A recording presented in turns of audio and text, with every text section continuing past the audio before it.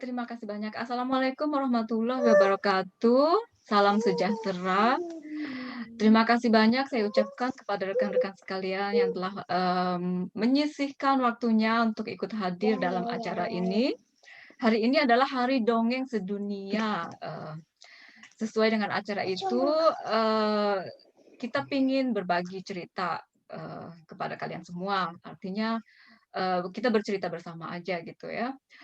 Acara ini, atas inisiatif, mmm, apa namanya Mbak Eti? Aku jadi hilang. Workshop book club, Workshop Mbak, saya, ya. ya, Workshop, Book Club Frankfurt, yang mana Mbak Eti adalah penggiatnya. Idenya brilian sekali, bekerja sama dengan, Permif e.V. Dengan senang hati kita ingin berbagi cerita dengan kalian semua. Acara ini akan dimoderasi oleh Mbak Eti, untuk itu, waktu dan tempat untuk Mbak Eti saya persilahkan. Silakan Mbak untuk dimulai. Baik, terima kasih, Mbak Teti, ini sebagai Ketua PMIF EVAL, yaitu Persatuan Masyarakat Indonesia di Frankfurt dan sekitarnya. Mungkin untuk teman-teman yang baru bergabung atau yang menonton dari Indonesia, jadi biar tahu ya, kita juga masyarakat Indonesia juga punya komunitas ya di mana-mana, dan di Frankfurt dan sekitarnya kebetulan saat ini yang menjabat sebagai ketuanya adalah Mbak Teti yang sudah hadir di sini, ya. Jadi seperti yang sudah diceritakan Mbak Teti tadi, berkaitan dengan Hari Dongeng Sedunia, ini kita mengambil atau memanfaatkan kesempatan ini untuk berbagi cerita ya, terutama mungkin tidak semuanya dongeng. Cerita yang akan kita bagi hari ini tidak semuanya dongeng, tetapi cerita-cerita yang berasal dari Indonesia atau tentang orang Indonesia. Nanti ceritanya apa, langsung didengerin aja ya dari tiga presenter yang hadir saat ini. Genau, jadi, Hari Dongeng Sedunia itu atau Hari Dongeng sebenarnya berasal dari Swedia ya, sekitar tahun 90-an. Tapi baru mendunia pada awal tahun 2003 atau 2004 kalau tidak salah. Di mana kemudian banyak negara-negara lain selain Swedia yang mulai, merayakan atau memanfaatkan tanggal 20 Maret sebagai hari untuk bercerita. Itu seharian penuh, sehari semalam, ada juga yang maraton gitu cerita gitu sehari semalam gitu. Sepertinya menarik dan saya lihat kalau dari komunitas-komunitas dongeng di Indonesia, di Instagram atau di YouTube juga banyak yang mengadakan acara-acara khusus gitu di hari ini, di Hari Dongeng Sedunia. Saya sendiri untuk yang, belum kenal, perkenalkan nama saya Eti, saya tinggal di Frankfurt. Saya, apa ya, pegiat atau sebutannya apa ya, pegiat di Watchers Book Club. Jadi, kami punya Instagram dan, YouTube channel, di mana, saya membacakan buku-buku, berbahasa Indonesia dan saat ini terutama kebanyakan buku anak berbahasa Indonesia. Tetapi ada beberapa juga cuplikan novel berbahasa Indonesia dan terjemahannya di bahasa Jerman kalau memang sudah ada terjemahannya dalam bahasa Jerman. Jadi saya berharap ini bisa dimanfaatkan gitu untuk, semua orang yang tertarik dengan bahasa dan sastra Indonesia, atau juga keluarga-keluarga yang ingin, anaknya mendapat apa ya, exposure gitu ya, tetap tetap kena gitu dengan, buku bahasa Indonesia atau audio, eee, dan, tulisan dalam bahasa Indonesia. Jadi kalau ini nanti mampir ya, Watchers Book Club di YouTube dan Instagram. Ini iklan iklan layanan numpang lewat gitu. Genau, jadi, untuk, menghemat waktu, kita langsung mendengarkan cerita yang akan diceritakan oleh Mbak Teti. Ini, saya rasa sih semuanya sudah kenal ya dengan Mbak Teti gitu. Tapi Mbak Teti adalah, Bürokauffrau yang bekerja di Customer Care Department di Ascendia Service Center Logistics. Mbak Teti, menikah dan mempunyai 2 anak. Sepertinya anak-anaknya malah udah lumayan dewasa ya, Mbak Teti. Genau, cerita yang akan dibacakan atau diceritakan oleh Mbak Teti, saya bocorin atau Mbak Teti mau bilang langsung aja? Boleh dibocorin juga. Boleh dibocorin ya. Iya. Ini cukup istimewa karena Mbak Teti akan menceritakan kehidupan dan petualangan Raden Saleh. Hebat sekali ini, Raden Saleh ini sangat mendunia ya, bahkan beliau juga pernah tinggal di Jerman. Nah, Bagaimana lengkapnya? Ayo kita langsung dengarkan Mbak Teti saja. Silakan Mbak Teti. Terima kasih Mbak Eti. Ya, eee, saya kebetulan waktu itu ikutan webinar ya, terus, tentang Raden Saleh dan saya itu dapat hadiah buku ini, nggak tahu kenapa saya beruntung kali ya.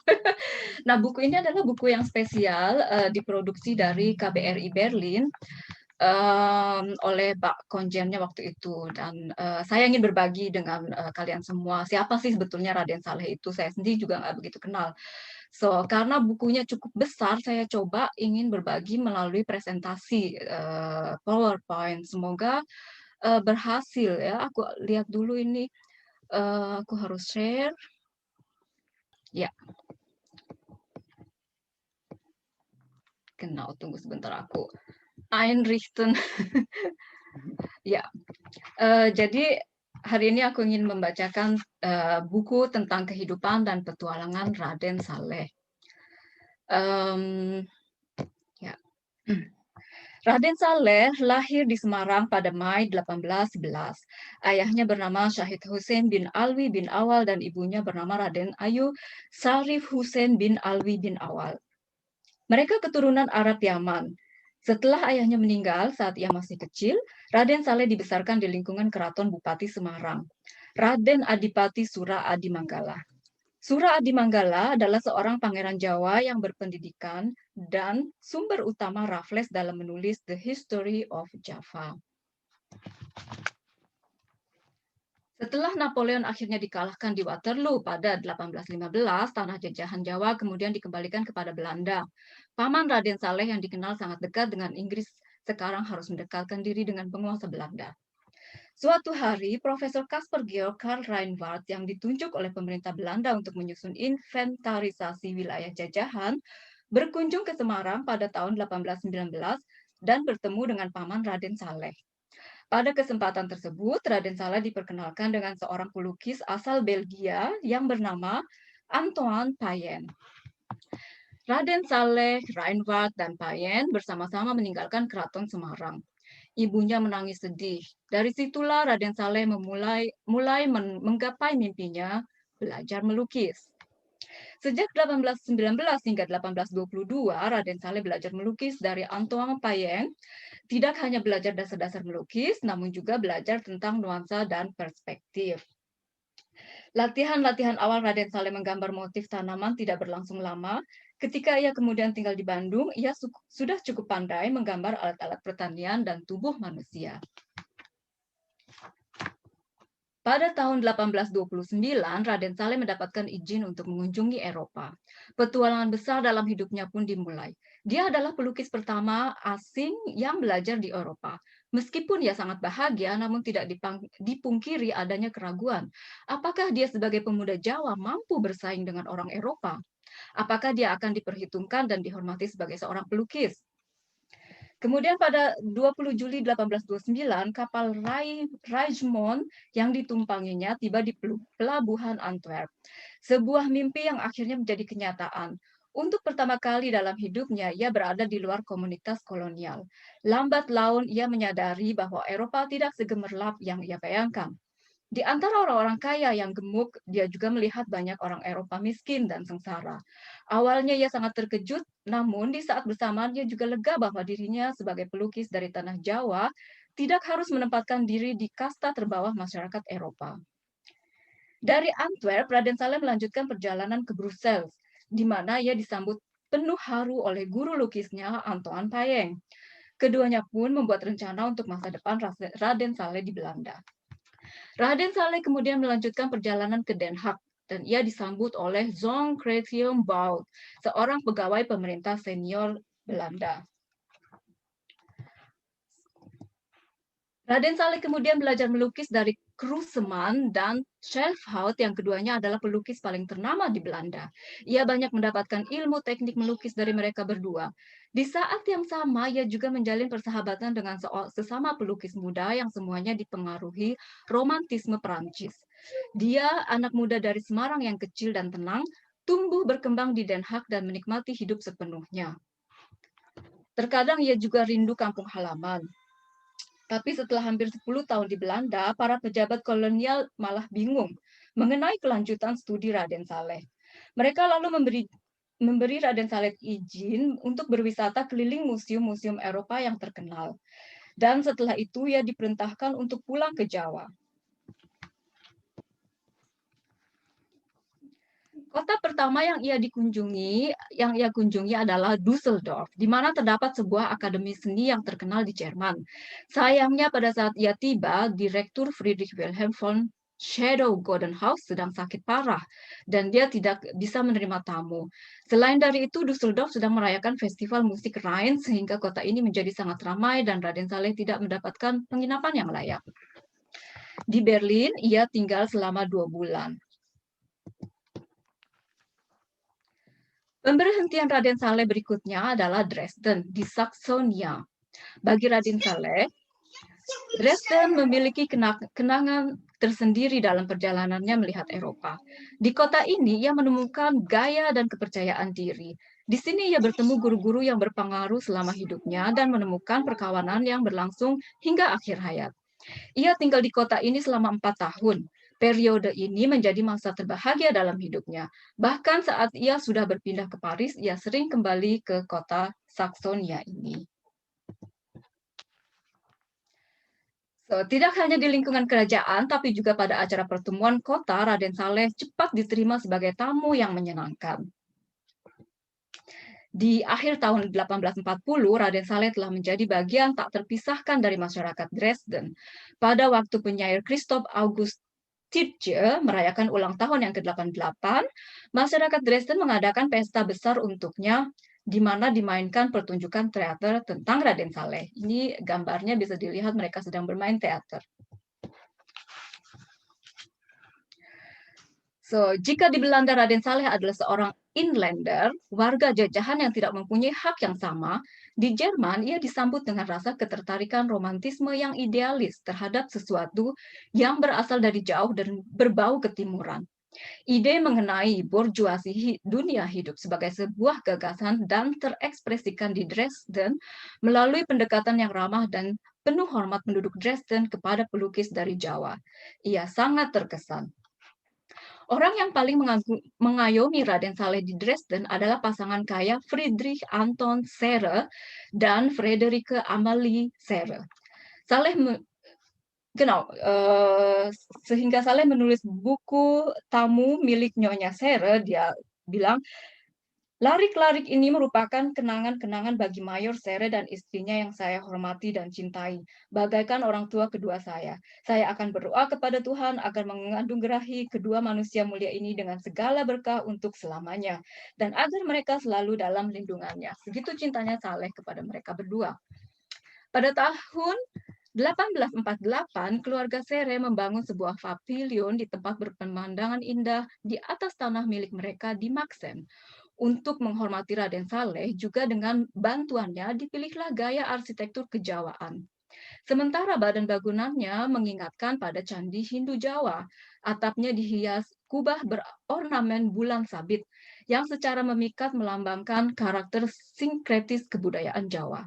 Di atas pintu masuk terpasang sebuah tulisan dedikasi dalam huruf Latin dan Jawa yang dapat dipahami sebagai moto Raden Saleh, yaitu muliakan Tuhan dan cintai manusia. Sampai sekarang kita bisa juga mengunjungi museum ini. Masa tinggal Raden Saleh di Dresden dan Maxen adalah masa pengalaman belajar terpentingnya di Eropa. Di sini ia bertemu dengan pematung seperti Bertolt Thorvaldsen, musisi seperti Robert Schumann, dan penulis seperti Karl Gottschalk. Selain itu, para profesor Berg Academy di Freiberg juga sering mengunjungi kediaman keluarga Serre, yaitu para ahli geologi, fisika, dan kimia.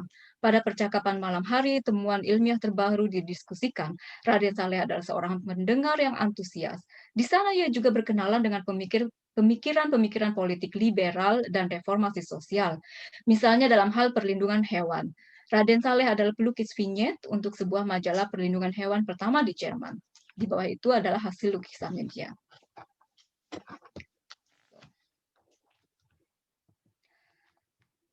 Herzog Ernst II dari Saksonia Coburg dan Gotha yang mengenal Raden Saleh di Dresden mengundang Saleh ke Coburg pada tahun 1844. Kota Coburg lantas menjadi suatu pengalaman yang sama sekali baru bagi Saleh. Jika di Dresden ia bergaul dengan kaum borjuis berpendidikan, maka di Coburg ia menjadi mitra kaum aristokrat Eropa. Saudara dari Ernst kedua, sahabatnya itu Albert, adalah suami sang Ratu Inggris Victoria yang juga akan mengenal Raden Saleh di Coburg. Pada bulan September 1845, Saleh ikut hadir dalam jamuan makan malam untuk Victoria dan disebut dalam buku harian Victoria sebagai Prince Sale. Jadi dia udah ketemu banyak orang penting di sana. Para bangsawan tinggi di Coburg tidak terganggu sedikit pun oleh warna kulit Saleh. Luar biasa.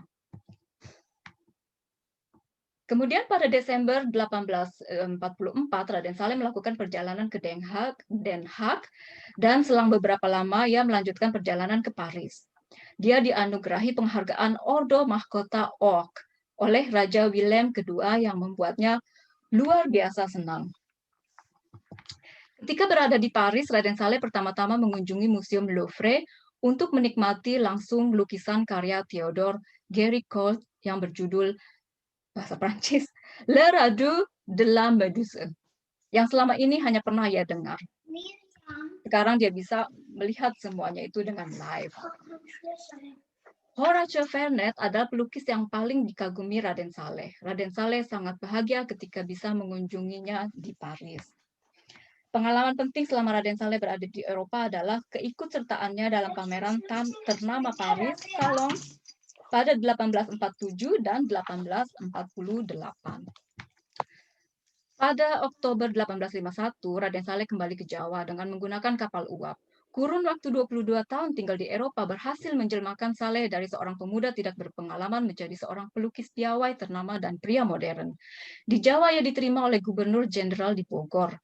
Teresa von Lotzow yang mengenal Saleh di Dresden mengatakan bahwa Saleh tidak memiliki masa depan yang baik. Setelah itu Raden Saleh melanjutkan perjalanan ke Semarang menemui ibunya yang renta dan miskin. Sedapat mungkin Saleh membantu ibunya dan ia juga menikmati masakan Jawa yang sudah lama dirindukannya. Sembari menceritakan kisah tak berujung tentang petualangannya di Eropa. Di saat yang sama, ia juga merasakan jarang perbedaan antara dirinya dan orang-orang sebangsanya semakin lebar. Siapakah dia saat ini? Orang Eropa? Orang Jawa? Atau orang apa? Dengan krisis identitas ini, hidupnya di wilayah jajahan pada akhirnya akan gagal. Sangat tragis. Kemudian, kembali ke Batavia, Raden Saleh ditunjuk sebagai restorator di galeri lukisan dan mulai mengerjakan pesanan lukisan potret. Pada 1855, ia mulai melukis komposisi sendiri, lukisan dengan judul Perburuan Banteng, yang dipesan oleh César, seorang pedagang Prancis. Fotonya ada di sebelah kiri. Kemudian Raden Saleh mulai melukis tentang perjuangan-perjuangan pahlawan kita, dan juga pada 1855 Raden Saleh mendengar berita kematian Diponegoro di pengasingan, kemudian dia langsung membuat lukisan sejarah penangkapan Pangeran Diponegoro tersebut. Awal tahun 1860 merupakan tahun terbaik yang dialami Saleh selama tinggal di Pulau Jawa. Sebagai sumbangsihnya kepada negeri, Raden Saleh mengembangkan serangkaian gambar, model, dan karakter yang digunakan dalam buku panduan menggambar di sekolah-sekolah Jawa. Hal ini membantu para pelajar mendapatkan pandangan baru mengenai dunia luar serta alam semesta yang menjadi modal dasar dan dukungan terhadap modernisasi di Pulau Jawa. Pada tahun 1865, Raden Saleh mendaki Gunung Merapi yang saat itu terus-menerus meletus. Siang dan malam ia menghabiskan waktunya melukis gunung meletus itu. Lukisannya begitu akurat sehingga para vulkanolog dapat menggunakannya sebagai dokumen acuan. Ketika Raden Saleh berada di Yogyakarta, ia jatuh hati pada Raden Ayu Danodirejo, keponakan Sultan yang berkuasa saat itu. Kemudian beliau menikahi Raden Ayu Danodirejo. Sayangnya pada tahun 1869, para petani di wilayah Bekasi melakukan pemberontakan akibat sulitnya kondisi hidup. Seperti pemberontakan lainnya yang terjadi di masa itu, para petani di Bekasi meyakini akan segera tiba masa kejayaan dan akan muncul seorang juru selamat yang akan memimpin mereka. Pemimpin pemberontakan mengaku dirinya adalah Raden Saleh Bustaman. Ia memanfaatkan nama Raden Saleh yang terkenal luas pergaulannya di kalangan kolonial. Raden Saleh dan istrinya pun ditangkap lalu dipenjarakan, walaupun sama sekali tidak terkait dengan pemberontakan. Di kemudian hari terbukti bahwa Raden Saleh tidak bersalah, namun perlakuan yang diterimanya selama di penjara mengakibatkan ia mengalami trauma berat. Saleh mengalami depresi yang sangat mengganggu konsentrasi kerjanya. Ia sama sekali tidak pernah menyangka bahwa dirinya akan diperlakukan layaknya seperti seorang penjahat. Setelah penghinaan yang dialaminya di Bekasi, Raden Saleh meninggalkan Pulau Jawa. Kemudian ia berniat untuk kembali ke Eropa.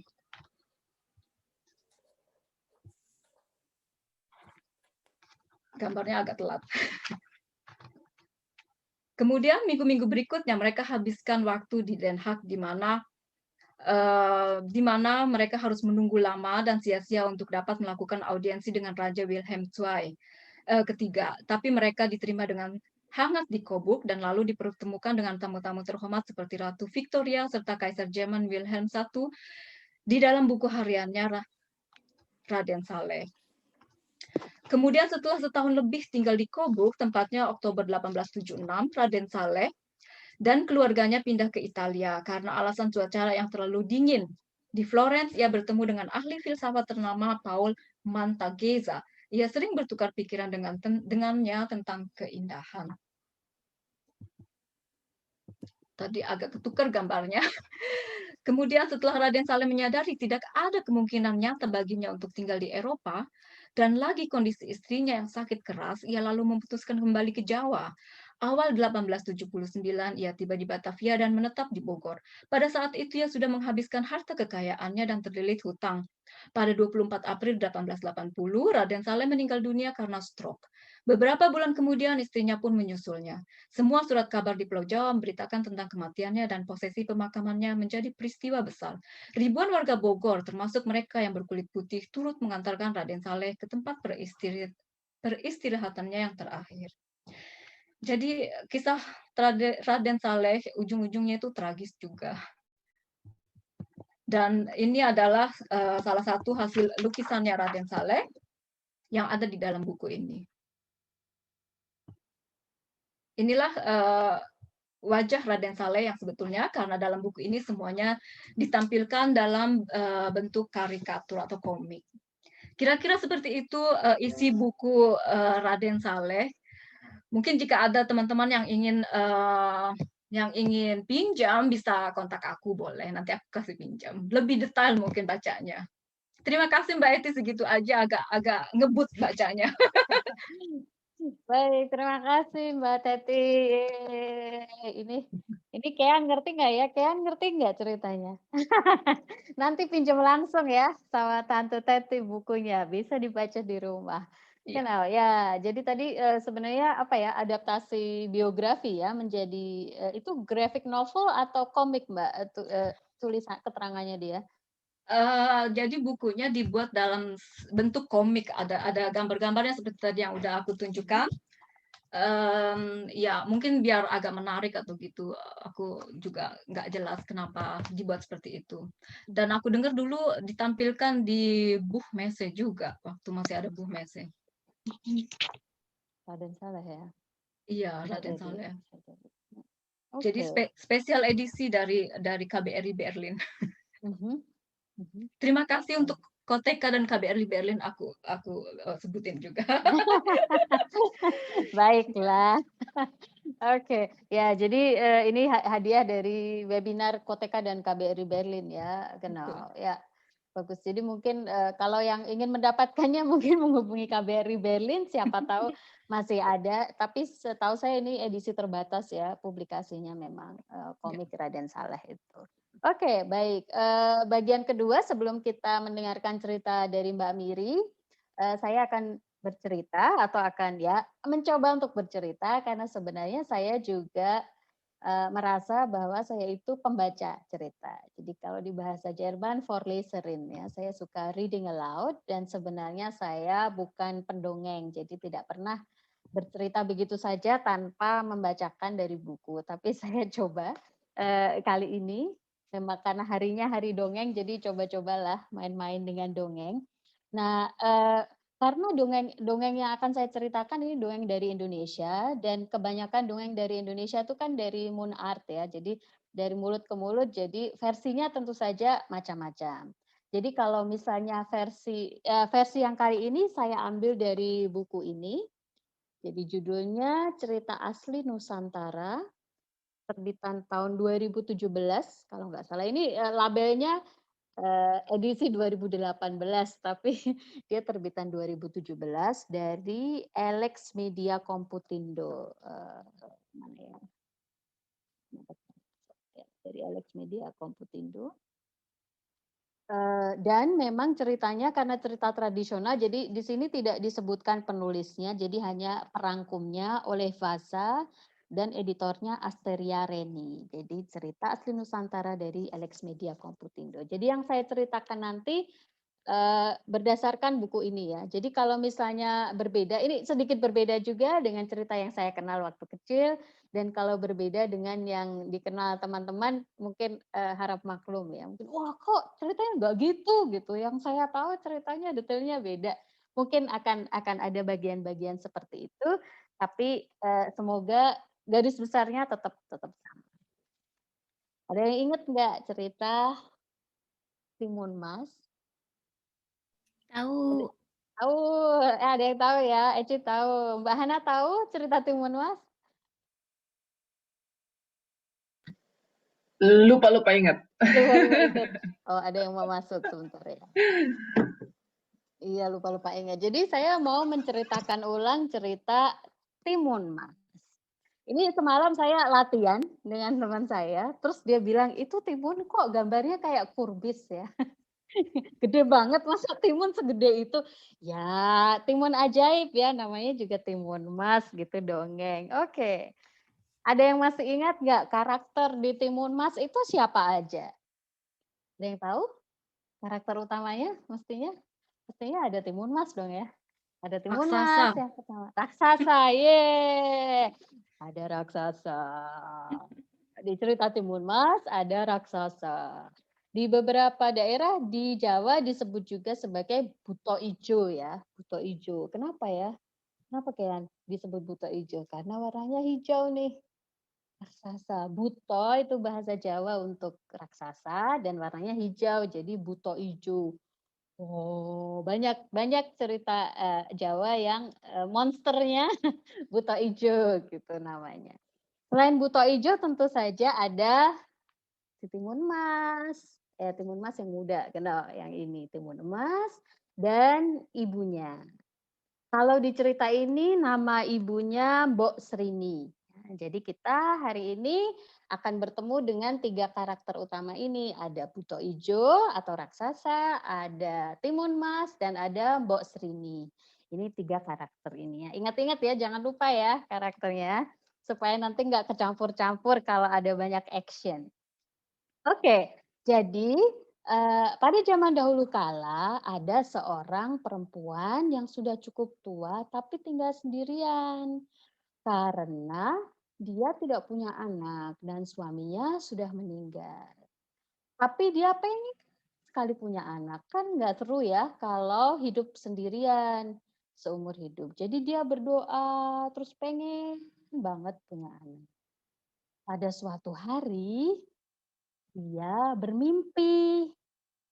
Di dalam mimpinya datang raksasa dan dia bilang, "Kalau kamu punya anak," salah kan? Bukan saya yang mimpi soalnya ya, jadi saya suka salah mengutip mimpinya. Si Mbok Srindi ini bermimpi kalau ada raksasa yang bilang, "Kalau kamu mau punya anak, besok pergilah ke hutan. Kamu akan menemukan bungkusan di hutan." Oh, pergi deh raksasa. Besok paginya, Mbok Srini betul-betul pergi ke hutan dan menemukan sebuah bungkusan. Ketika dia membuka bungkusan itu, ada apa ya di dalam bungkusannya? Di dalamnya ada biji ketimun. Pernah lihat nggak biji ketimun? Biji ketimun kecil ya, kecil banget. timunnya aja kecil, gimana bijinya gitu, bijinya kecil sekali. Tiba-tiba muncul raksasa di belakangnya dan bilang, "Kamu kan pengen punya anak. Kalau begitu, tanamlah biji timun itu dan kamu akan mendapatkan anak dari sana. Tapi ada syaratnya. 16 tahun lagi aku akan datang dan mengambil anakmu." Kok diambil ya? Tapi karena Mbok Srini sudah takut daripada dimakan saat itu juga, dia bilang, "Ya ya deh, oke oke, saya pulang membawa biji timun ini. Entah nanti bagaimana caranya, siapa tahu ya 16 tahun mungkin raksasanya lupa atau sudah dapat anak yang lain, kan boleh ya berharap gitu. 16 tahun kan lama gitu, nanti 16 tahun kita cari cara deh untuk, mengalahkan si raksasa itu." Jadi Mbok Srini membawa nih biji timunnya ke rumah, lalu menanamnya di halaman rumah. Besar ya timunnya. Setelah beberapa lama, timunnya makin lama makin besar dan berwarna keemasan. Makanya timun emas nih, Mbok Srini jadi punya timun emas. Ketika sudah besar sekali, akhirnya dipanen oleh Mbok Srini. Kalau di Jerman, gurke atau timun dibikin salad ya. Kalau Mbak Srini kan sudah tahu ya dari raksasa kalau isinya bayi. Jadi dia hati-hati membukanya. Dan ada anak perempuan di dalamnya. Karena anak ini lahir dari timun emas, maka dia diberi nama apa ya? Diberi nama siapa kira-kira? Anak lahir dari timun emas namanya siapa? Ada yang mau menebak? Coba. Hmm. Mbak Hana atau Kean mau nebak nggak? Mau nggak? Tahu. Nggak tahu. Timun Mas. Yeay, hebat Kean, betul. Namanya timun mas. Anak perempuan ini lahir dari timun mas, dinamai timun emas. Praktis ya. Praktis. Ya, mungkin ini Mas itu nama keluarganya. Kalau di sini juga ya, bayi lahir dari keluarga An gitu. Namanya ada An ya. Ini si timun emas. Nah, timun emas dan Mbok Srini hidup dengan bahagia. Timun emas tumbuh menjadi anak gadis yang pandai dan cantik. Cantik deh. Ya. Nah, timun emas sudah besar nih. 16 tahun kemudian, Mbok Srini kedatangan lagi raksasa ini di dalam mimpi. Oh, ini raksasa suka banget ya gangguin orang tidur. Dia datang lagi nih ke mimpinya Mbok Srini. Terus dia bilang, "Mbok Srini, seperti yang sudah aku bilang, ketika anak itu berusia 16 tahun, aku akan datang untuk mengambilnya. Sekarang waktunya sudah hampir tiba. Minggu depan aku akan datang ke pondokmu untuk mengambil anakmu." Aduh, Mbok Srini sedih. Sedih banget ya. Masa 16 tahun membesarkan anak, terus mau diambil orang, kan serem ya. Nah, ketika Mbok Srini bercerita pada timun emas, dia juga sedih. Tidak mau, aku mau tinggal bersama ibu. Aku tidak mau tinggal dengan raksasa. Wah, bagaimana ya caranya supaya timun emas tidak diambil oleh raksasa? Ternyata di desa itu ada pertapa yang bijaksana. Jadi mereka datang nih ke pertapa. Setelah mendengarkan cerita Mbok Srini dan Timun Emas, pertapa kemudian memberikan 4 bungkusan ini dengan pesan supaya mereka jangan takut. Nanti Kalau raksasa itu datang kembali, timun emas bisa melemparkan bungkusan ini satu demi satu. Tidak boleh sama-sama ya, satu persatu. Tapi dia tidak bilang, buat apa ya membuang bungkusan ini satu persatu. Bungkusan sekecil ini bisa mengalahkan raksasa yang besar. Hmm, tapi ya sudah, daripada tidak ada solusi lain, mereka bawa bungkusan ini dan pulang ke rumahnya. Ada yang tahu nggak bungkusan isinya apa? Ada 4 nih, ada 4 bungkusan. Isinya apa saja ya kira-kira? Kalau saya sih sebelum dengar cerita ini tidak bisa menebak isinya apa. Soalnya agak-agak unik. Yang pertama isinya biji ketimun. Anak yang lahir dari biji ketimun dapat bungkusan isi biji ketimun. Yang kedua isinya jarum. Bungkusan yang kedua isinya jarum. Yang ketiga isinya garam. Dan yang keempat isinya terasi. Kok jadi kayak mau bikin sambal ya? Ada garam, ada terasi, ada ketimun, tapi jarumnya buat apa ya kira-kira?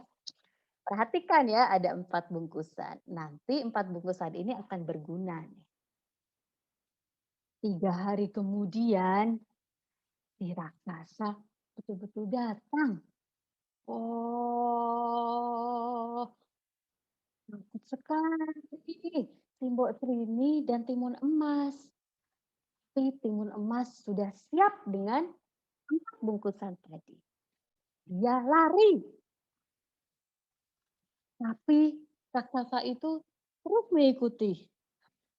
Dia ingat bungkusan pertama yang harus dilemparkan adalah bungkusan berisi apa ya? Masih ada yang ingat? Bungkusan pertama isinya apa? Biji ketimun. Ya, timun emas melempar biji ketimun. Buat apa ya? Biji ketimun kan kecil-kecil dan tidak berbahaya. Tapi ternyata biji ketimun ajaib berubah langsung saat itu juga menjadi ladang ketimun. Wah, dan gara-gara ladang ketimun itu sulur-sulurnya tumbuh dengan cepat dan kuat sehingga si raksasa tidak bisa lari dengan cepat. Dia terperangkap di antara sulur-sulur ketimun itu. Wah, marah sekali dia. Tapi sial bagi timun emas, ternyata raksasa terlalu kuat untuk sulur-sulur ketimun ini. Jadi dia tambah marah dan tambah cepat. Wah, masih ngejar terus nih dia. Waduh, serem juga ya. Akhirnya timun emas membuang bungkusan yang kedua. Apa isinya bungkusan kedua ini? Isinya jarum, betul.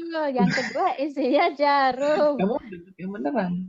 Kalau jarum berubah jadi apa kira-kira?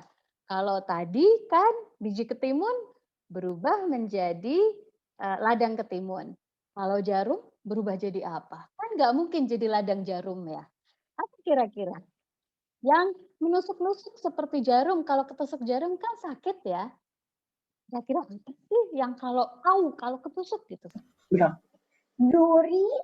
Duri, ya betul. Mirip seperti duri, tetapi lebih hebat lagi nih. Ini dipakai juga di perjuangan kemerdekaan Indonesia. Ternyata menjadi ladang bambu runcing. Serem banget ya, dari jarum menjadi ladang bambu runcing. Wah, lihat nih, si raksasa harus menginjak-injak bambu runcing. Jadi dia kesakitan dan dia tidak bisa lari cepat. Tapi saking besarnya raksasa, ternyata dia juga bisa melewati bambu runcing yang ada di tanah. Wah, serem banget sih. Terlalu sakti. Sudah 2 bungkus ya. Timun emas makin takut. Dari 4 bungkus yang diberikan pertapa sekarang tinggal 2. Selamat nggak ya timun emasnya? Bungkusan ketiga apa sih tadi? Ayo, yang ketiga garam, betul. Nah, Harus berhasil nih garam. Timun emas lari sambil menebar garam di belakangnya. Kalau garam berubah jadi apa ya kira-kira? Kalau di Indonesia garam datang dari mana? Kalau di Eropa dari gunung ya. Kalau di Indonesia datang dari dari laut. Yeay, betul kayak dari laut. Ya, polanya udah kelihatan ya ceritanya. Ya, ini garam dari laut berubah menjadi lautan. Wow. Itu kita berharap ya, aduh itu raksasa tenggelam dong. Nggak bisa berenang dia. Tapi ternyata dia bisa berenang teman-teman. Aduh serem banget. Nih lihat nih, ombaknya tinggi-tinggi. Tapi dia hebat banget bisa berenang. Kalian semua bisa berenang kan ya? Jadi kalau di laut supaya nggak tenggelam nih, jangan mau kalah sama raksasa. Harus bisa berenang. Si raksasa berenang melewati lautan yang dalam. Wow, senjata terakhir, dia sudah putus asa nih, si timun emas. Karena bungkusan terakhir isinya cuman terasi. Terasi bisa jadi apa coba? Si raksasa udah melewati ladang timun, nggak berhasil. Bambu runcing yang nggak kalah. Laut yang ombaknya tinggi-tinggi, dia juga nggak kalah. Terasi gimana ya? Ayo. Jadi apa? Jadi apa? Jadi sambal? Ya, ternyata bukan. Ini berubah menjadi lumpur dan lahar. Serem ya. Tapi lihat deh, merah-merah, lumpur dan lahar yang panas. Jadi terasi berubah menjadi lumpur dan lahar. Dan ternyata disitulah kelemahan si raksasa. Bukan jadi sambal ya Kak Eci, jadi lumpur dan lahar. Ya, tapi kelemahannya di situ. Tapi bisa juga ya kalau kita cerita orang yang tidak suka pedas, kelemahannya dikasih sambal langsung tewas, bisa juga. Tapi si raksasa ini tewasnya karena tenggelam di lumpur dan lahar. Wah, serem sekali. Tapi tentunya kita ikut senang ya karena raksasa akhirnya kalah. Udah deg-degan nih. Satu, atau timun tidak berhasil. Waduh, bambu runcing nggak berhasil juga. Kebauan terasi. Bisa juga ya. Mungkin lahar dan lumpurnya itu saking baunya dia pingsan. Terus dia tenggelam deh. Gitu, nggak bisa bernapas. Bisa juga. Gitu. Tapi menariknya kan terasi paling terkenal di Indonesia dari Sidoarjo ya. Terus sekarang ada lumpur Sidoarjo deh. Itu jangan-jangan si raksasa ada di situ tuh. Dia kalah sama lumpur Sidoarjo. Ada gunanya juga ya lumpur dan lahar. Kalau di Indonesia ada banyak ya lahar seperti Gunung Berapi, Merapi. Jadi mungkin ini adalah digabungkannya fenomena alam di Indonesia dengan kisah-kisah dongeng. Nah, akhirnya nggak sedih lagi deh. Sayangnya di bukunya tidak ada gambar di mana mereka nggak sedih. Jadi gambar yang berdua itu sedih. Tapi kita bayangkan mereka sekarang ketawa ya, karena akhirnya mereka bisa hidup seterusnya tanpa diganggu lagi oleh si raksasa. Nah, begitu cerita Timun Mas dari Jawa Tengah ya. Mungkin kalau bisa dilihat dia pakai kebaya atau pakai rok batik. Pakai rok batik bisa lari-lari juga nih. Keren ya memang. Oke, baik. Itu cerita dari saya tentang Timun Mas. Semoga bisa dinikmati ya ceritanya. Oke, baik. Untuk cerita berikutnya kita akan mendengarkan cerita terima kasih Bu Maria. akan mendengarkan cerita dari Mbak Miri. Mbak Miri ini sudah 11 tahun ya tinggal di Jerman dan bekerja sebagai Erzieherin. Kalau di Indonesia mungkin guru PAUD ya, pendidikan anak usia dini, jadi PAUD dan TK. Lalu hobinya adalah menggambar, jalan-jalan, dan membuat kue. Waduh, cakep banget nih. Mbak Miriam mempunyai anak laki-laki satu yang sudah berumur 7 tahun. Dan hari ini Mbak Miriam akan menceritakan cerita Gunung Tangkuban Perahu, juga legenda dari Indonesia ya. Baik, silakan Mbak Miri langsung diceritakan. Oke, terima kasih Mbak Eti. Ya, hari ini saya mau ceritain tentang Gunung Tangkuban Perahu. Ini adalah kisah dari Sangkuriang dan Dayang Sumbi yang berasal dari Jawa Barat. Saya ambil versi dari buku Cerita Rakyat Nusantara. Penerbitnya itu BIP, kelompok Gramedia. Yang menulisnya Dian. Jadi versinya mungkin agak berbeda dengan yang sudah pernah didengar. Oke, langsung aja ya. Gunung Tangkuban Perahu. Dayang Sumbi adalah seorang putri raja yang berparas cantik. Ia pergi mengasingkan diri ke hutan karena bosan dengan kehidupannya di istana. Di hutan, ia ditemani oleh anjing jantannya bernama Tumang. Untuk memenuhi kebutuhan sehari-hari, Dayang Sumbi menenun kain yang lalu dijualnya di pasar. Suatu hari, alat tenunnya terjatuh dan menggelinding ke bawah bukit. Dayang Sumbi malas untuk mengambilnya.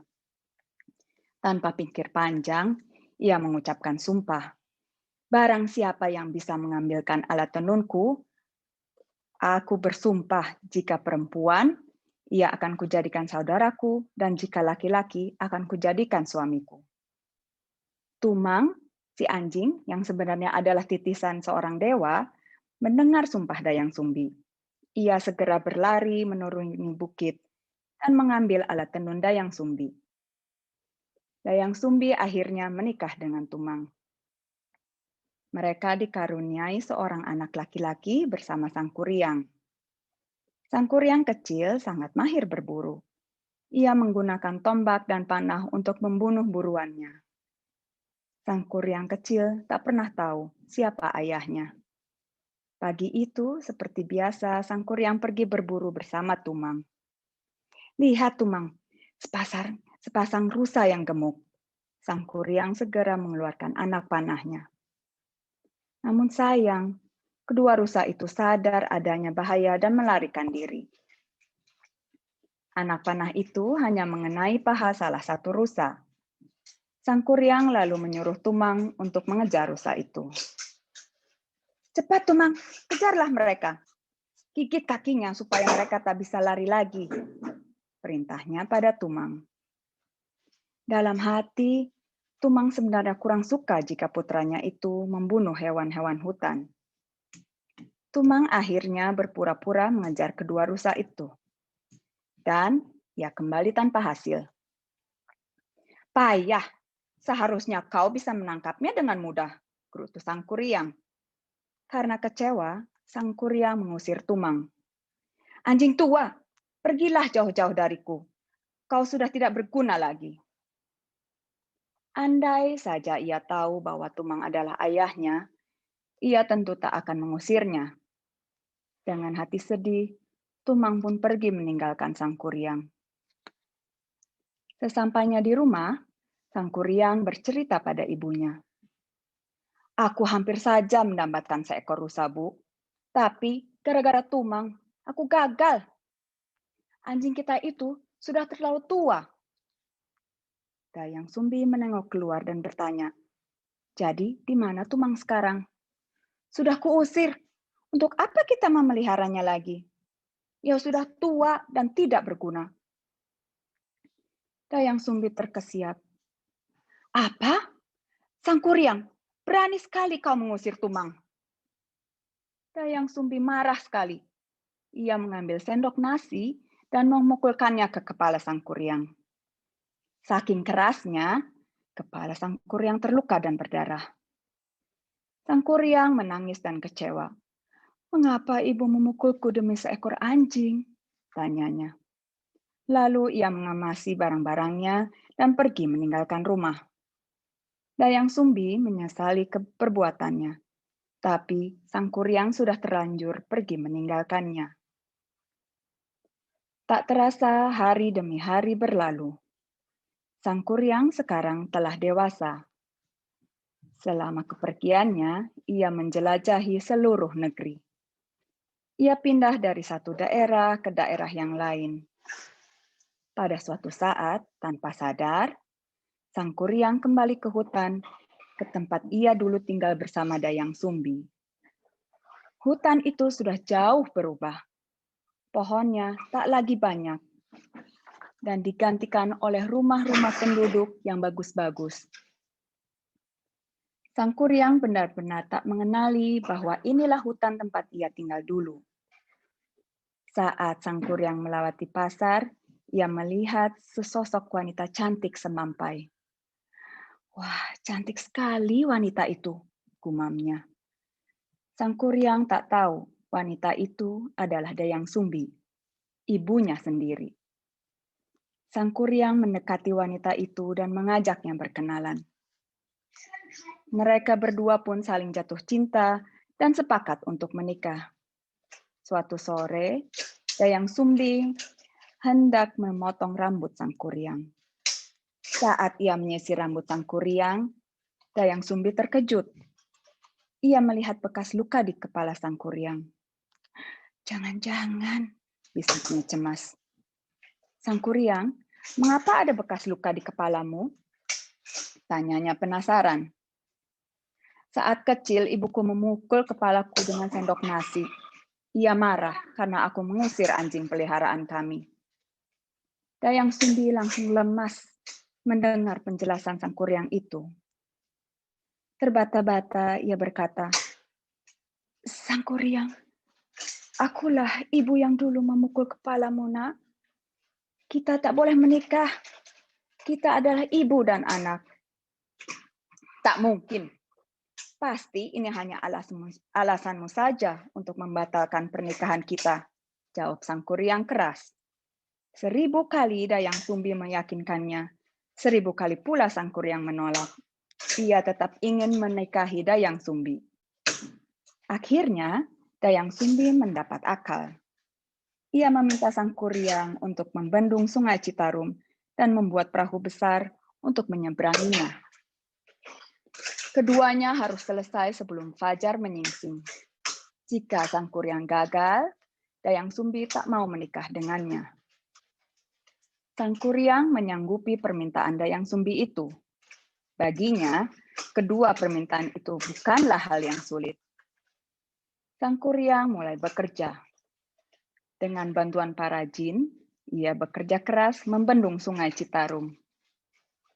Tapi ia tak sadar kalau Dayang Sumbi diam-diam memperhatikannya. Dayang Sumbi sangat cemas melihat sang kuryang bisa bekerja secepat itu. "Aduh, aku harus segera melakukan sesuatu," pikirnya. Ia teringat dengan kain sutra berwarna merah yang baru ia tenun. Kain itu berukuran cukup besar karena ia menenunnya untuk digunakan sebagai tirai dan selimut. Dayang Sumbi berlari menuju perumahan penduduk. Dengan panik, ia menceritakan apa yang terjadi. Penduduk yang telah mengenal Dayang Sumbi dengan baik tentu saja tak setuju jika sang kuryang menikahinya. Mereka setuju untuk membantu Dayang Sumbi. Dayang Sumbi mengajak penduduk untuk menggelar kain sutra merah itu di sebelah timur Sungai Citarum. Sebagian penduduk yang lain membuat suara gaduh seolah-olah kegiatan pagi telah dilakukan.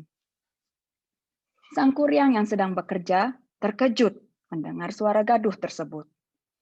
Ia menoleh ke arah timur. Dilihatnya langit sudah merah. Ia mengira pagi telah tiba.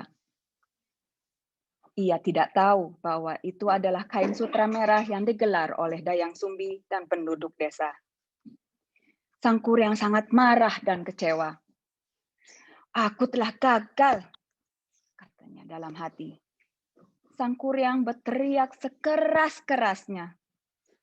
Aku mencintaimu, Dayang Sumbi. Aku benar-benar mencintaimu. Sang Kuryang tak bisa melawan amarah dalam dirinya. Dengan segala kekuatannya, ia menjebol bendungan yang ia buat. Air pun tumpah kemana-mana.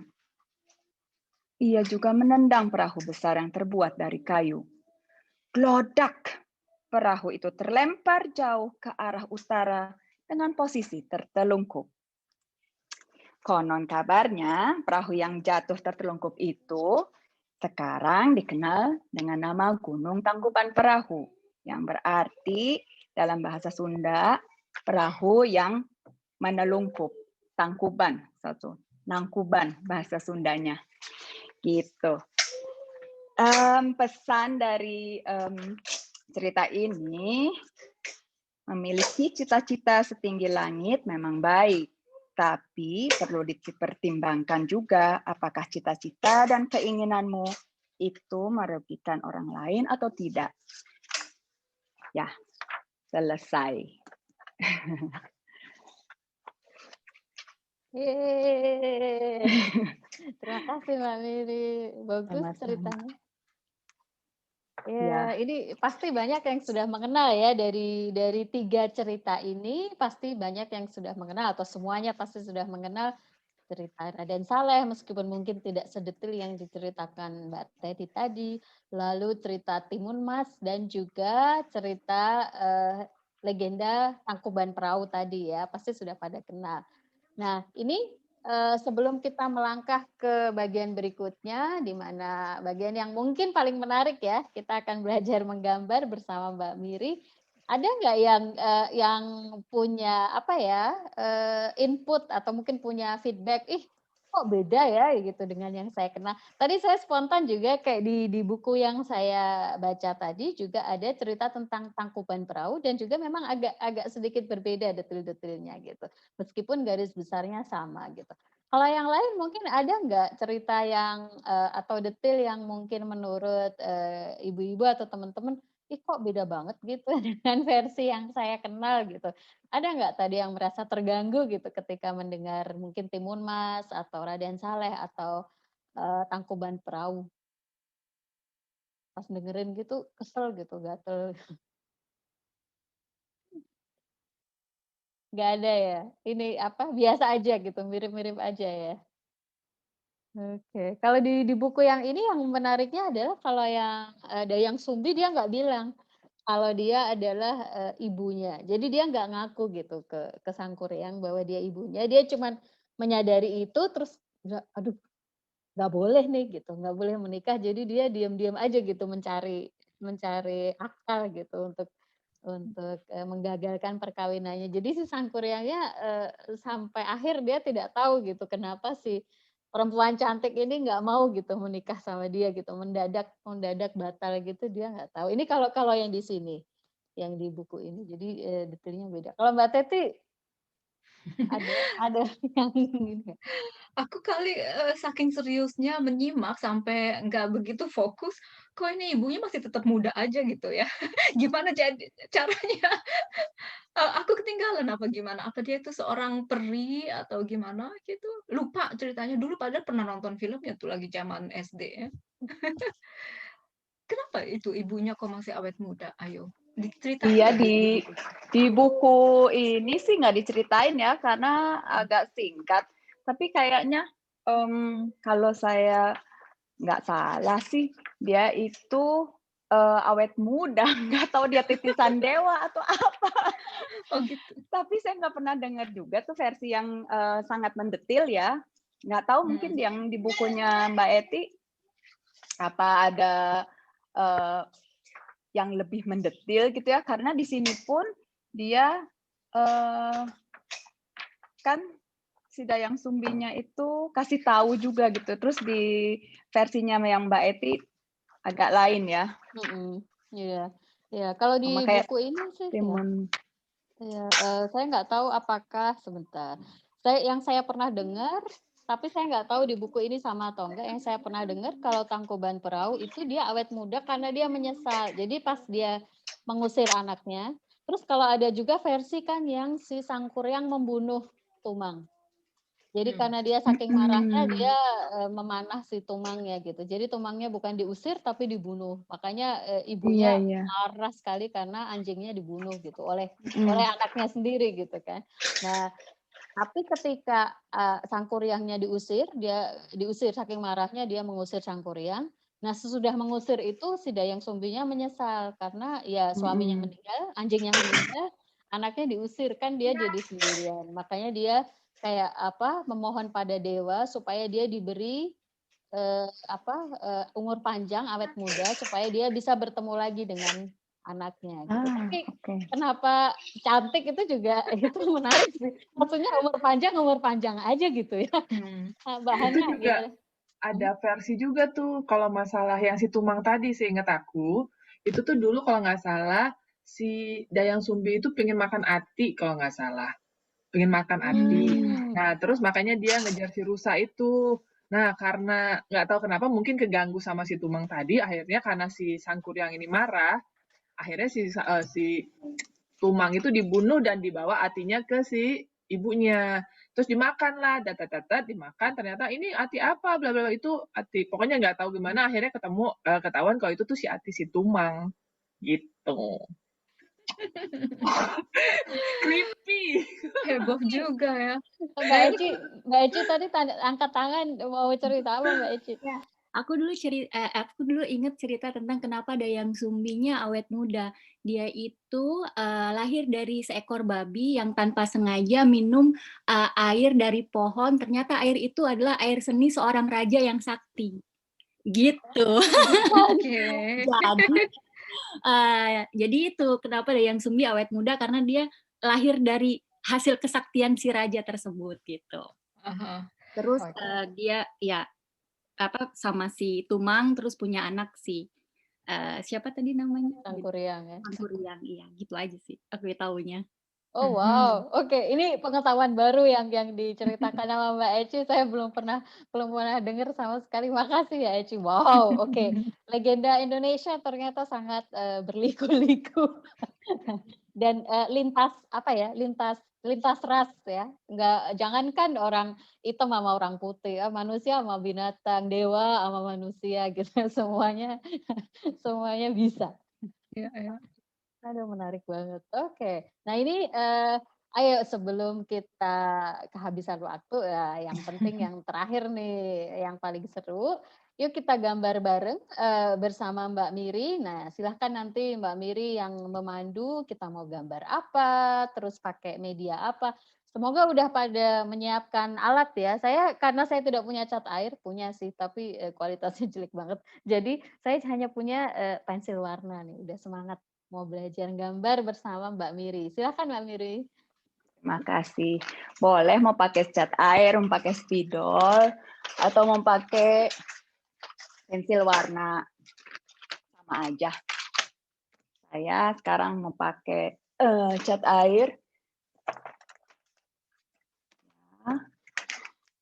Oke. Disiapin dulu. Siapa yang mau ikutan gambar? Kay, masih ada nggak, Kay? Masih ada anak yang lain nggak sih? Nggak ada ya? Aku anak yang sudah besar. Mbak Eti anaknya nggak mau ikut. Ini Mbak Eti yang lain, yang Gisen. Masih kecil. Ini Mbak Miri ceritanya Raden Saleh di zaman sekarang. Enggak lah. Saya harus ini ya, kameranya harus diganti dulu. Permisi sebentar.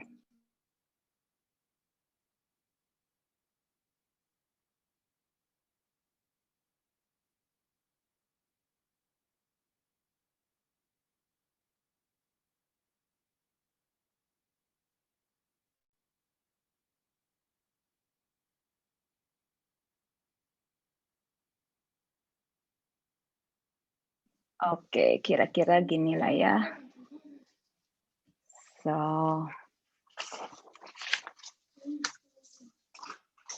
pensil, hapus, kuas, palet. Tadi kan ada cerita, saya kan tadi dongengin cerita Tangkuban Perahu ya. Saya mau cobain mulai dengan gambar perahu. Oke, mulai ya.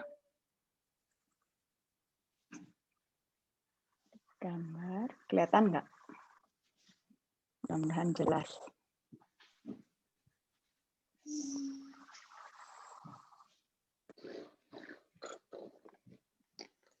Terus tiang layarnya. Darf ich kurz das zeigen?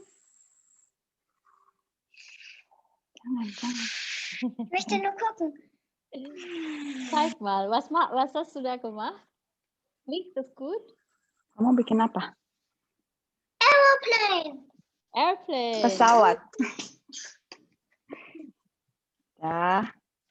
Ya. Terus airnya. Oke. Kelihatan nggak? Sekarang kita mulai dengan mewarnai.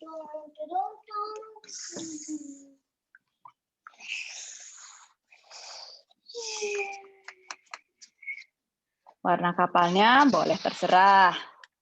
Warna apa aja, sesuai dengan fantasi masing-masing. Saya mau pakai warna coklat. Wow, du kannst gut Kacke malen.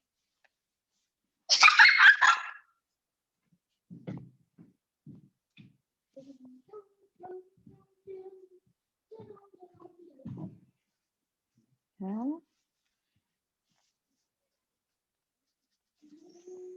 Ambil warna lagi.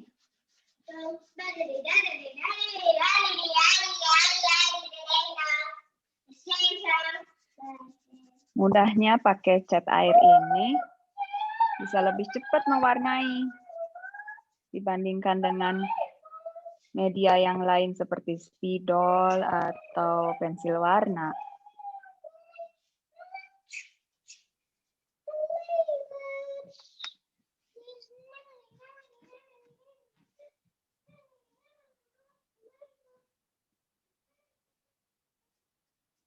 Kalau mau lebih cepat lagi, ambil kuas yang lebih besar. Nih, kasih air.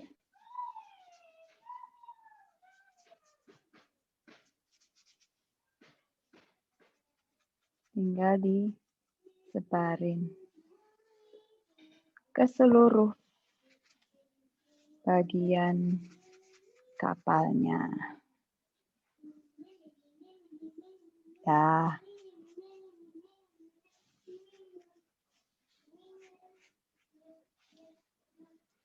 Sekarang tiang layarnya saya mau ambil warna merah.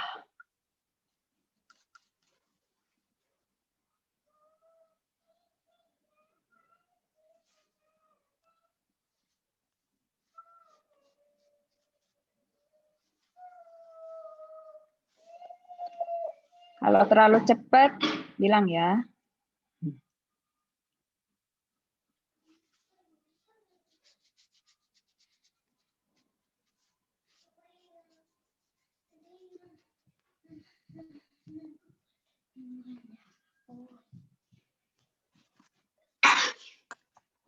Terus tiangnya pakai warna hitam.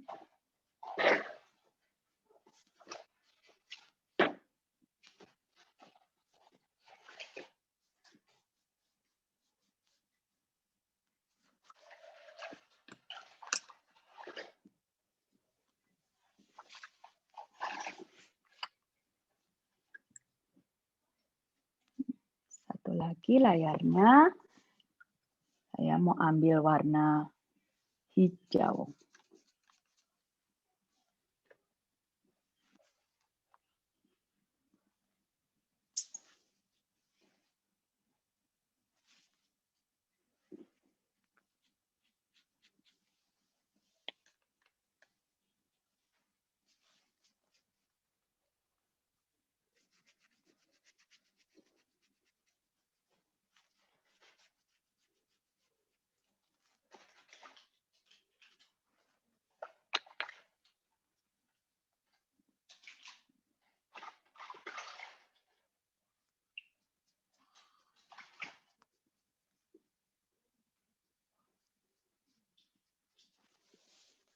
Nah, kapal lautnya sudah jadi.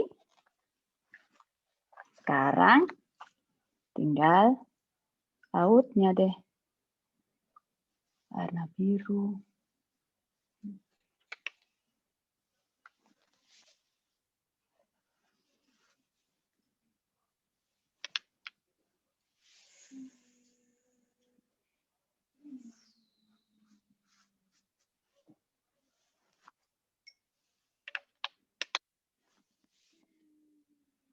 Warnanya nggak usah penuh.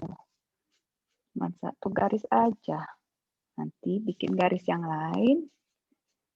Jadi udah kelihatan kayak di laut.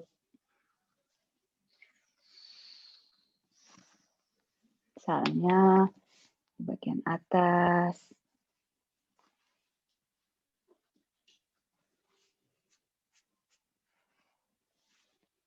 Bagian bawahnya.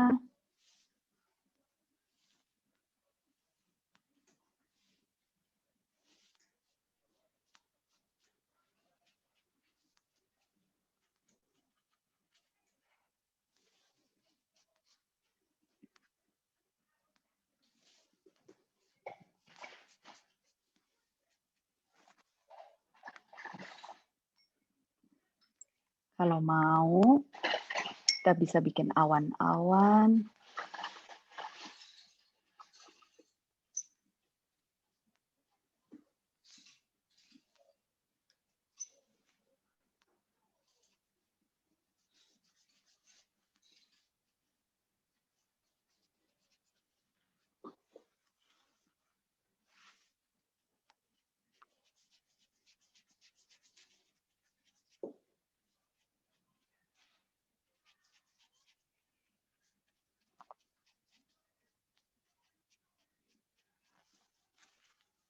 Satu lagi, bagian kiri.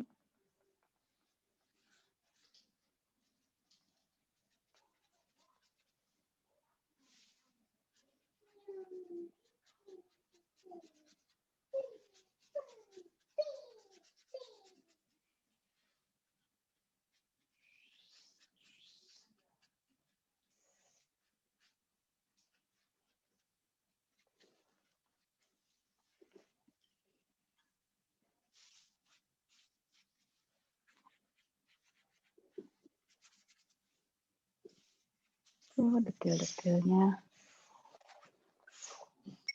Dan selesai. Kalian juga udah selesai?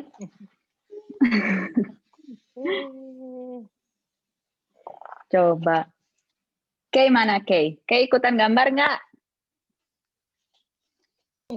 Ibunya yang ikutan gambar. Ibunya, ya Ibu. Tunjukin Ibu gambarnya, Bu.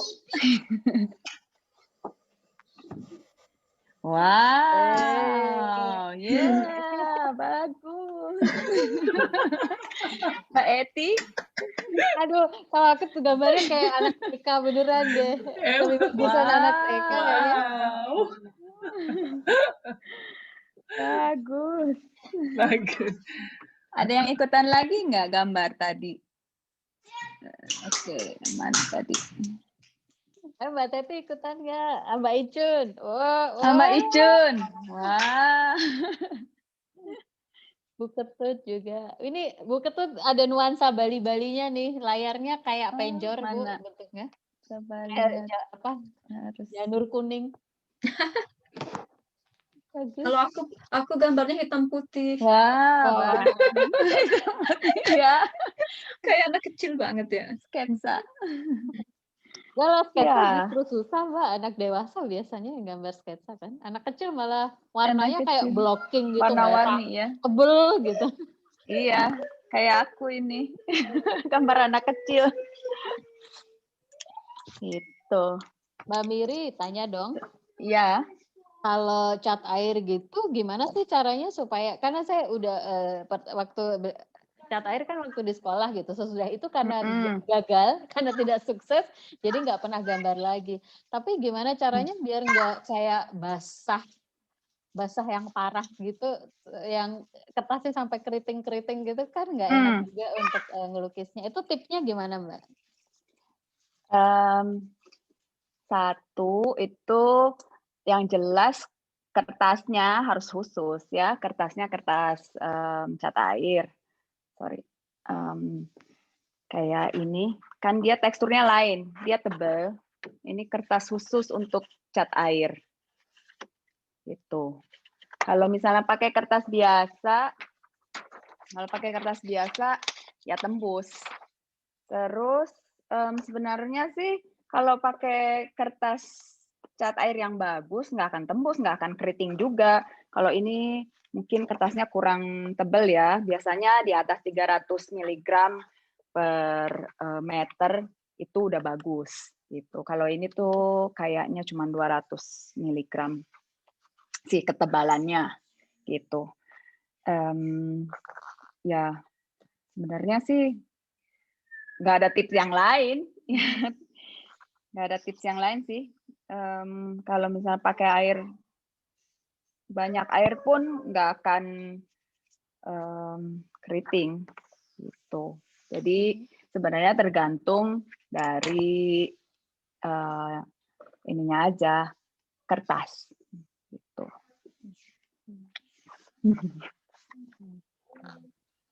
Ya, Boleh tanya nggak, Mbak? Pertanyaan lain? Ya boleh. Nggak boleh. Boleh. Apa bedanya kalau buat menggambar pakai cat air itu di kertas kanvas atau kertas biasa? Lebih bagus mana tuh? Apa Kertas sama aja? Kalau di kertas kanvas itu, kalau misalnya bikin sketsa, susah dihapusnya. Saya bikin udah pengalaman, itu juga baru-baru sih, saya tunjukin ya. Ini gambar di kanvas. Ini gambar di kanvas. Jadi kalau misalnya gambar itu, kalau misalnya salah itu harus susah dihapusnya. Karena kalau udah dihapus, jadi warna si pensilnya tuh merata kemana-mana gitu. Jadi yang ada sketsanya Kotor. harus benar-benar, iya jadi kotor. Sketsanya harus benar-benar udah mantep ya, terus tinggal diwarnain. Atau enggak warnanya harus ditutup dengan warna, gitu aja sih triknya. Tutup dengan warna yang agak tebal gitu. Jadi si bagian kotornya yang bekas dihapus. Cuman perbedaannya sama di atas kertas itu nggak terlalu banyak. Cuman kalau di kanvas itu si warna kalau pakai air itu dia nggak terlalu apa ya? Kalau di sini kan menyebar ya, kalau di kertas itu dia menyebar si airnya. Kalau di kanvas itu dia ngumpul di bagian kurang bisa disebar gitu. Jadi kalau misalnya mau gambar tipis itu harus benar-benar sedikit aja warnanya, jangan ambil banyak-banyak. Kalau di kertas itu bisa ambil warna yang tebal terus nanti bisa ditipisin lagi. Kalau yang di kanvas itu agak-agak susah gitu. Itu aja. Ada pertanyaan lain? Ada pertanyaan lain nih, mungkin ini sekalian kita menimba ilmu meskipun tidak berkaitan langsung dengan gambarnya, mungkin ada yang pengen tanya-tanya, mumpung kita ada Mbak Miri nih. Tanya-tanya. Terus cat airnya juga harus beli cat air yang bagus. Kalau cat air yang murah itu dia tendensinya jadi kayak kapur ya, jadi kayak puder, jadi kayak bubuk gitu. Kalau yang cat air yang bagus itu dia bisa ngeblend dengan bagus, nggak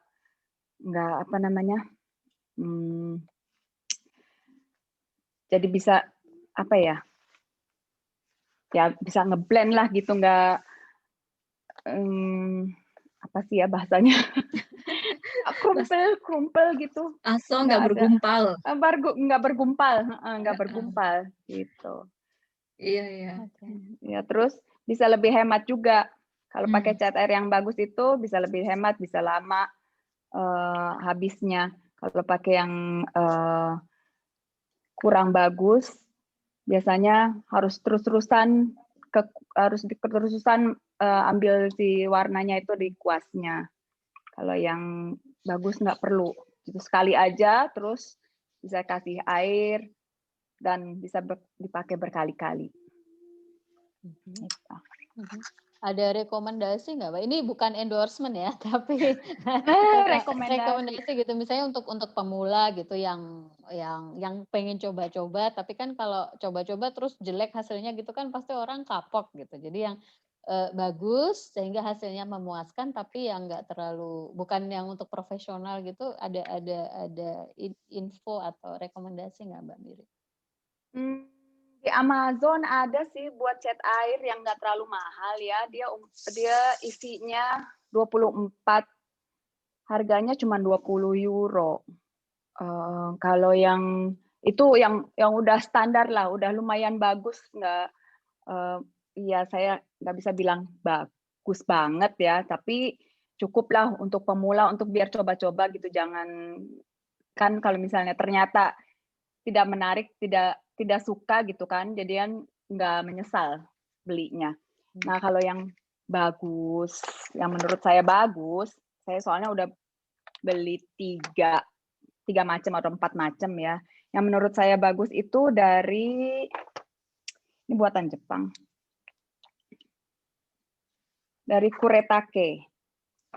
Ini dia isinya 36 warna.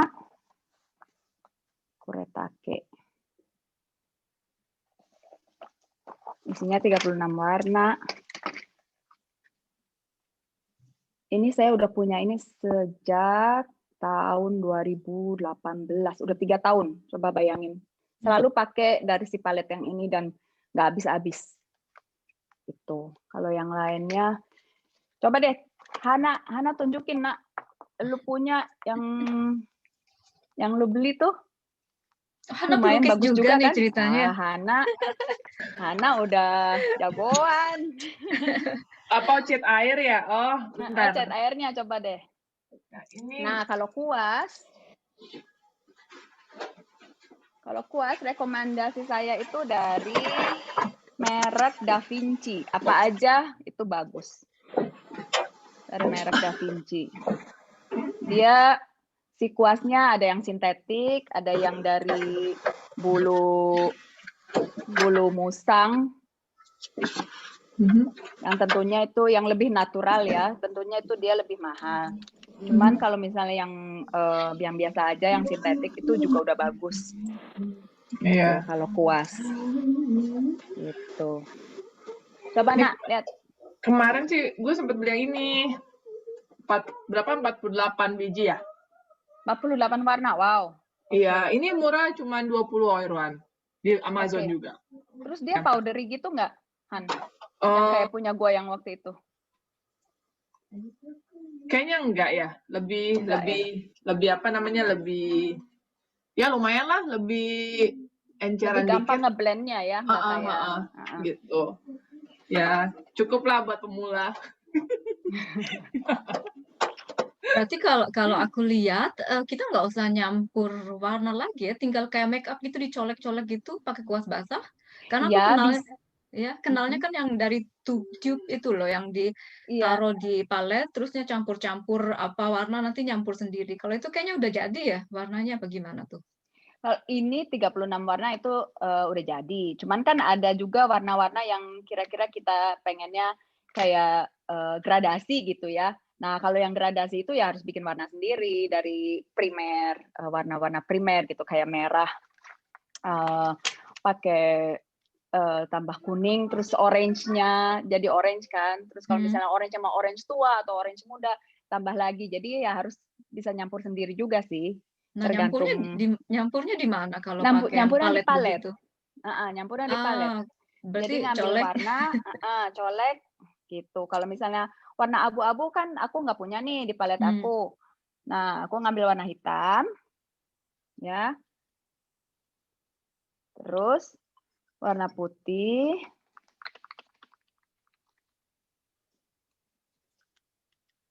Oh, di jadi abu-abu. campur gitu. Ah, Campurnya di sini, di palet gitu.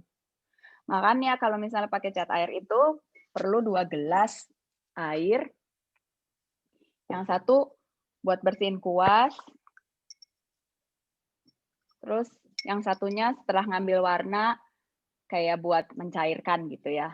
Kayak, jadi warnanya enggak terlalu bergumpal gitu. Iya, jadi palet ini juga berguna kalau misalnya mau mencoba pakai cat air buat gambar.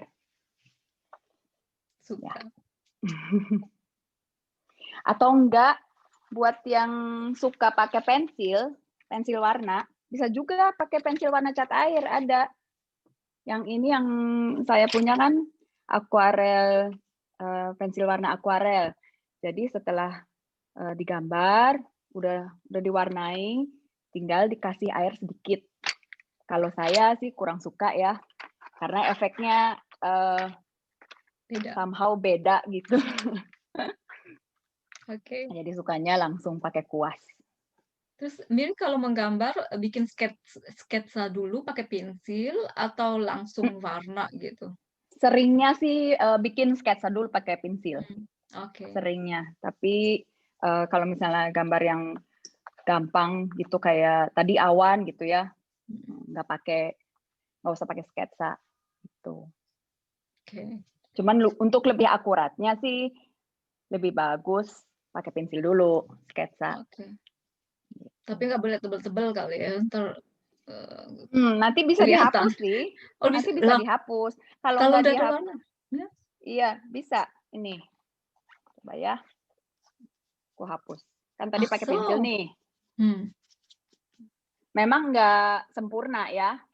Cuman kalau misalnya nanti ditutup warna lagi, itu bisa hilang. Oke. Si pensilnya. Itu. Oke. Ternyata aku Bagian sini. ketinggalan zaman juga udah lama. Nanti dari zaman SD dulu belajar menggambar. Oke. Belajar menggambar. Ya. Gitu. Iya, ada yang punya pertanyaan lagi untuk Mbak Miri. Mbak Miri ini belajar gambar dari mana sih, Mbak? Saya suruh nanya, malah saya nanya sendiri.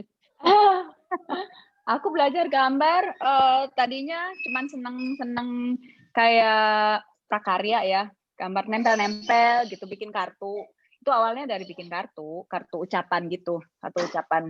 Dulu waktu di Indonesia sih, atau zaman masih kecil banget, itu gambar kartu buatnya kayak dipotong-potong dari kertas, terus tempel-tempel gitu.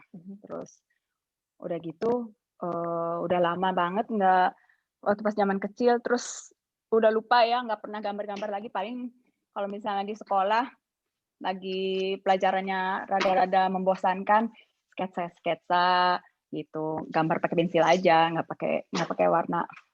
Baru mulai pakai cat air itu dari tahun 2018 itu. Sebelumnya gambarnya cuma pakai spidol atau enggak, kebanyakan sih si pastel itu ya, yang prakarya itu yang tempel-tempel doang gitu. Terus baru tulisan halus gitu, si hand lettering gitu. Nah, itu aku paling suka yang hand lettering itu. Terus cobain pakai cat air awalnya karena aku kan etsirin di tempat kerja itu, kayak nanya lah siapa yang mau ini Freiwillig lah gitu, bikinin kartu untuk kolega yang ulang tahun. Terus aku menawarkan diri lah gitu. Aku bikin kartu ulang tahun, terus dari situ mulai pakai cat air gitu. Nah, semenjak itu senang banget pakai cat air.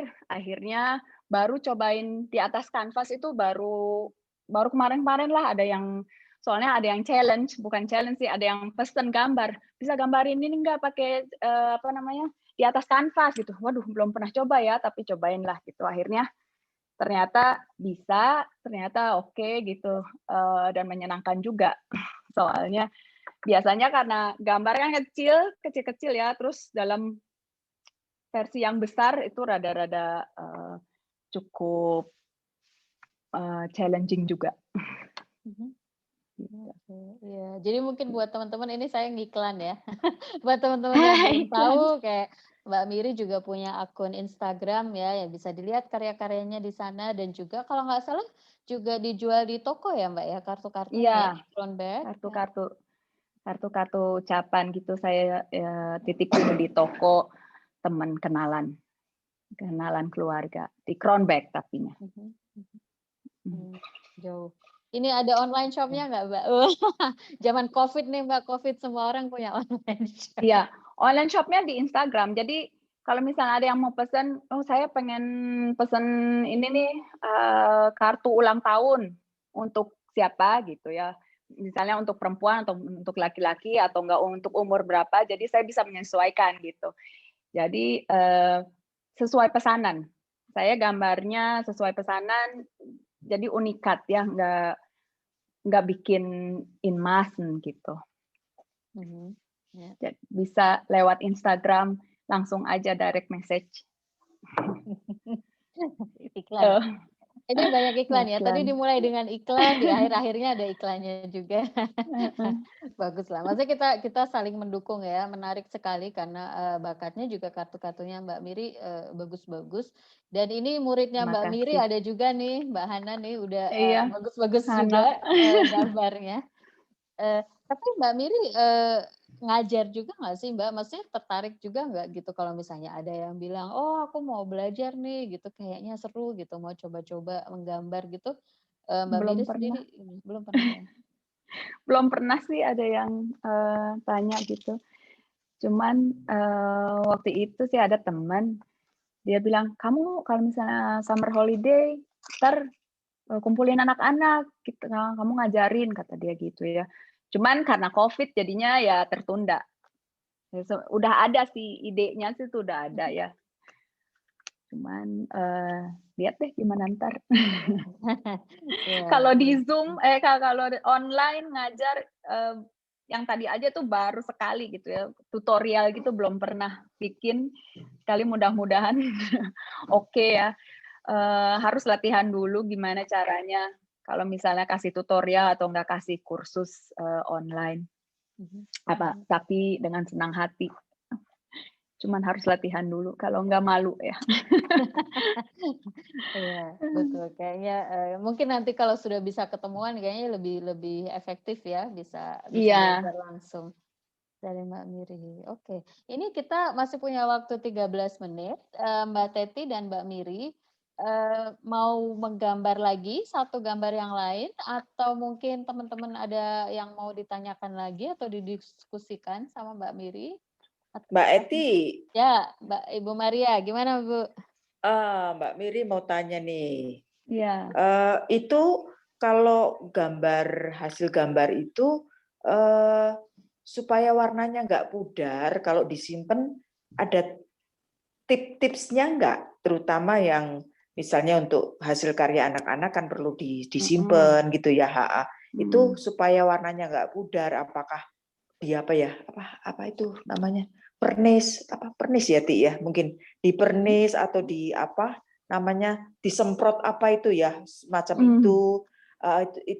itu atau terus yang kedua, seberapa lama maksudnya gambar-gambar itu bisa disimpan tanpa ditambahi zat kimia lah atau apalah, saya nggak tahu. Thank you.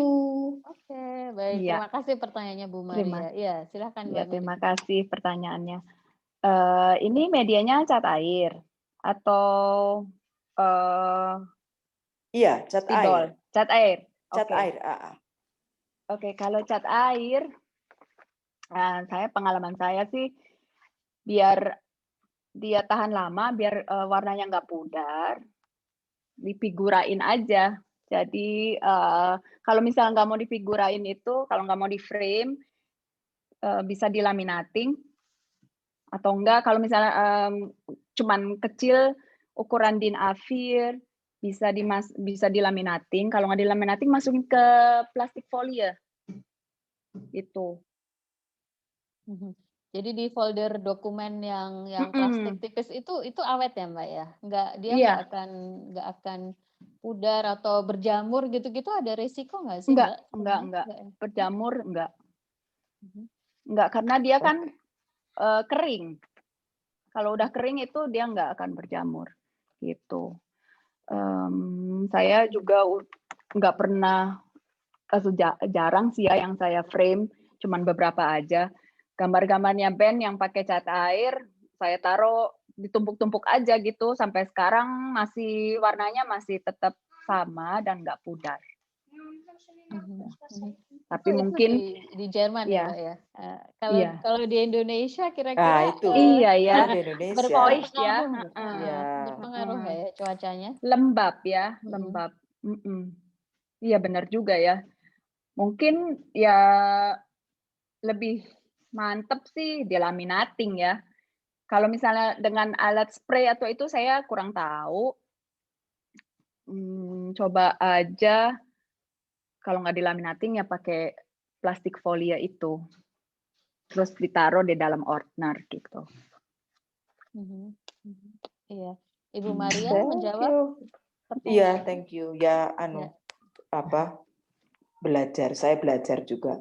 Saya karena murid kadang punya gambar gitu. Aduh, Iya. diapain ya? Di folder aja, ketekuk-tekuk kelipet-kelipet. Iya, gitu. ketekuk ya kelipet. Thank you, Mbak Miri. Sama-sama. Ya betul. Ya memang kalau di sini memang banyak keuntungannya ya, karena di Jerman itu udaranya lebih kering gitu dari di Indonesia. Jadi banyak juga kayak buku atau gambar, foto itu lebih awet gitu. Di sini kan kayak punya foto dari nenek moyang udah berapa ratus tahun gitu masih bagus. Di Indonesia udah berjamur gitu pasti ujung-ujungnya Iya pasti benar. berjamur gitu. Jadi memang mungkin, tapi di laminating memang dia kedap ya, dia nggak kemasukan apa-apa sih, betul juga idenya. Ada pertanyaan lain nggak nih? Wah, tinggal 8 menit.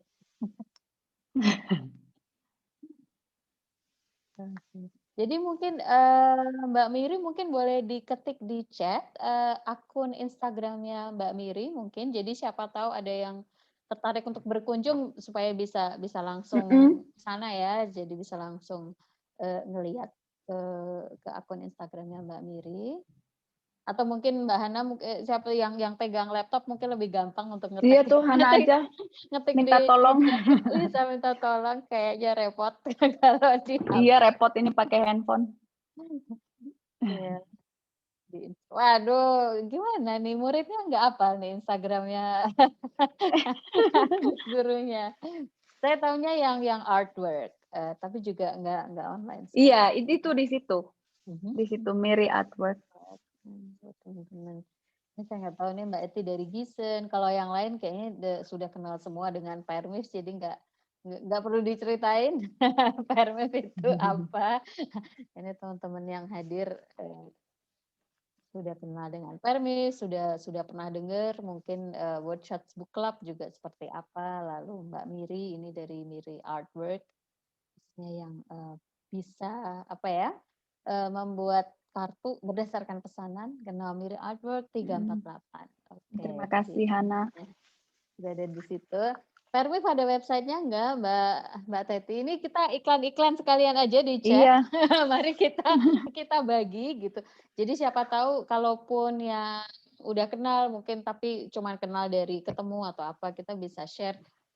Oke nih loh ada Instagram atau ada website atau apa yang lebih menarik ya. Permif bisa dilihat di Facebook aja atau juga YouTube, bisa diketik Permif Eval, entah keluar sendiri. Yang aku mau share di sini, mungkin ada yang tertarik pengen lihat itu Blau yang tadi bangunan yang museumnya Raden Saleh, itu bisa dilihat di sini nih linknya. Oke. Atau kalian juga bisa langsung mengunjungi ke sana ke Dresden. Aku sendiri belum pernah ke sana, pengen tahu, tapi ini masih pandemi, nggak tahu udah boleh apa belum. Tapi di situ bisa dilihat di internet, jalan-jalan sedikit virtual. Iya betul. Itu museum gitu ya, Mbak Teti? Sekarang ya dijadikan museum oleh mereka. Iya. Kalau Workshops Book Club mungkin ada yang sudah tahu, saya ngiklan juga deh. Iya. Di Instagram itu Workshops Book Club, kalau YouTube Workshops Book Club juga pasti ketemu. Karena workshop itu banyak ya, mungkin ini semua bisa bahasa Jerman kecuali Ibu Maria dan Mbak Patricia mungkin.